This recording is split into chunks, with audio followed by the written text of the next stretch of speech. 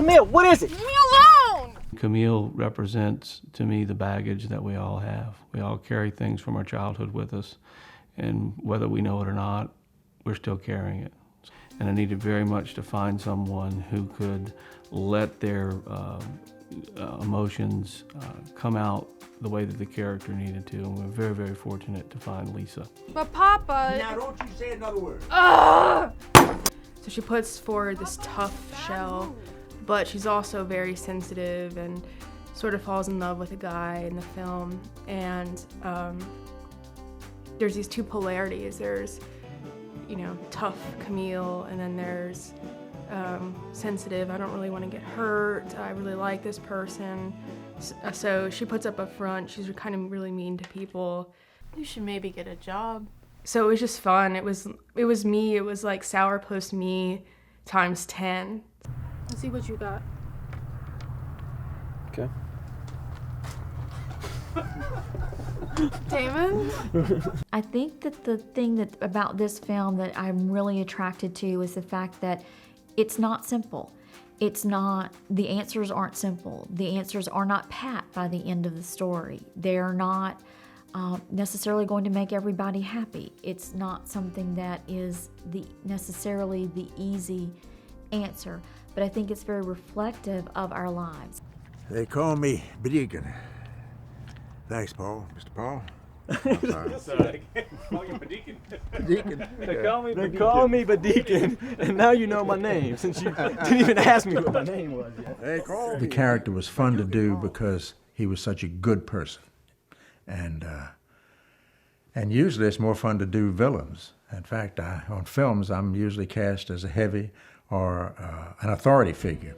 I learn a lot from actors that I work with, and I found myself, whenever I would, read next to Jerry, I just taking notes. We've all taken a step back and was just like blown away by some of the performance that he's done in this movie.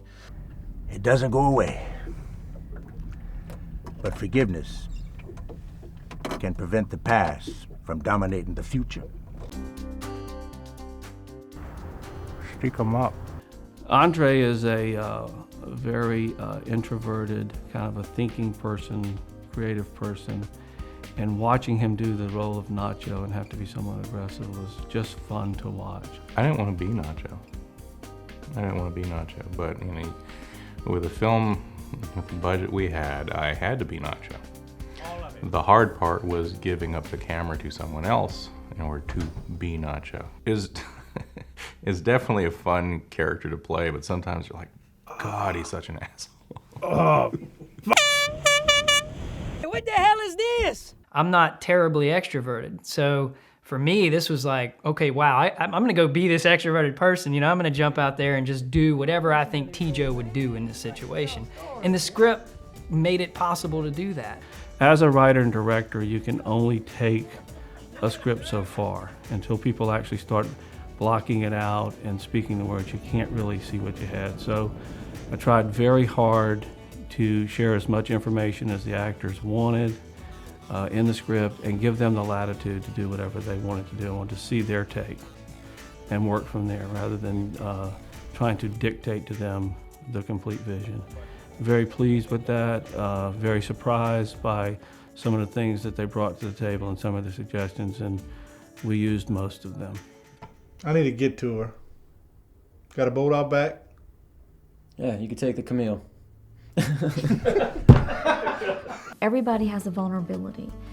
We can identify with that vulnerability. We can identify with the desire to sort of find a way to rise above it and the frustration of not knowing how. Anytime you have to take someone out, kill somebody, I mean, that completely changes the whole concept of life. Partner, you did all you could do. What Paul goes through in this movie is very serious for him, and I think it would be very easy not to have any light moments with what he's wrestling with personally. And T-Joe is able to come in and kind of, I guess, lighten the mood on occasion, but I guess maybe still provide some value to the storyline too.